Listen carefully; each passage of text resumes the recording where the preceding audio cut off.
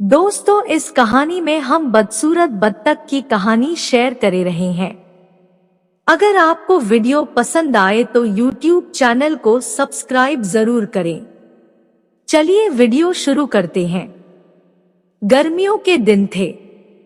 शाम के समय एक बत्तख झील के पास ही पेड़ के नीचे अपने अंडे देने के लिए अच्छी जगह ढूंढी थी। उसने वहां पर 5 अंडे दिए। उसने देखा कि उसके 5 अंडों में से एक अंडा सबसे बहुत अलग था, जिसे देखकर वह परेशान रहने लगी। उसने अंडों से बच्चों के बाहर आने तक का इंतजार किया। फिर एक सुबह उसके 4 अंडों में से उसके 4 नन्हे बच्चे बाहर आ गए। वो सभी बहुत सुंदर और प्यारे थे, लेकिन उसके 5वें अंडे से अभी तक बच्चा बाहर नहीं आया था।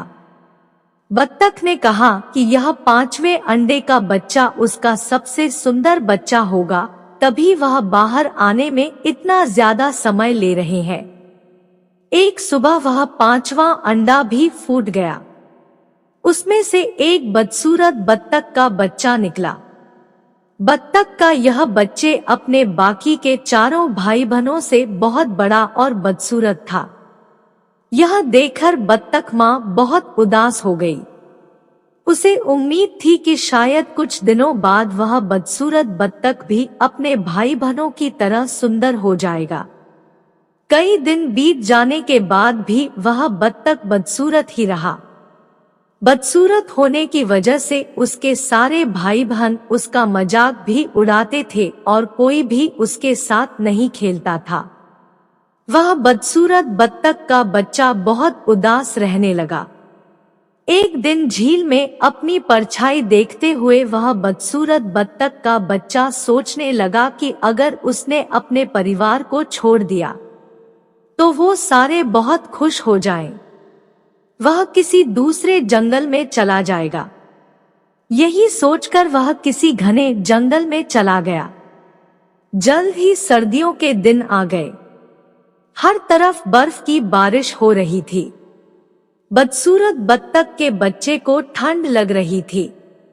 उसके पास खाने पीने के लिए भी कुछ नहीं था।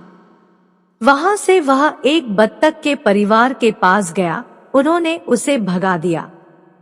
फिर वो एक मुर्गी के घर गया। मुर्गी ने भी उसे चोंच मारकर भगा दिया। उसी रास्ते में उसे एक कुत्ते ने देखा, लेकिन कुत्ता भी उसे छोड़कर चला गया। बदसूरत बत्तख उदास मन से सोचने लगा कि वह इतना बदसूरत है कि कुत्ता भी उसे नहीं खाना चाहता है। उदास होकर वह बदसूरत बत्तख का बच्चा फिर से जंगल जाने लगा। रास्ते में उसे एक किसान दिखाई दिया। वह किसान उस बदसूरत बत्तख को अपने घर ले गया। वहां पर उसे एक बिल्ली परेशान करने लगी, तो वह वहां से भी भाग गया और फिर से एक जंगल में रहने लगा। कुछ ही दिनों में बसंत का मौसम आ गया। अब वह बदसूरत बत्तख भी काफी बड़ा हो गया था। एक दिन वह एक नदी के किनारे टहल रहा था। वहां पर उसने एक सुंदर राजहंसी को देखा, जिससे उसे प्यार हो गया। लेकिन फिर उसे लगा कि वह एक बदसूरत बत्तख है, इसलिए उसे वह राजहंसी कभी नहीं मिलेगी। शर्म से उसने अपना सिर झुका लिया। तभी उसने नदी के पानी में अपनी परछाई देखी और वह हैरान हो गया। उसने देखा अब वह बहुत बड़ा हो गया है और एक सुंदर राजहंस में बदल गया है। उसे यह एहसास हो गया कि वह एक हंस है। तभी ही अपने बाकी के बत्तख भाई बहनों से काफी अलग था। जल्द ही उस बदसूरत बत्तख से राजहंस बने उस हंस ने हंसनी से शादी कर ली और दोनों खुशी खुशी रहने लगे। दोस्तों, इस कहानी से हमें यह सीख मिलती है कि सही समय आने पर हर कोई अपनी सही पहचान कर सकता है। तभी वह अपने गुणों को पहचान कर अपने दुखों को दूर कर सकता है। अगर आपको वीडियो पसंद आए तो YouTube चैनल को सब्सक्राइब जरूर करें।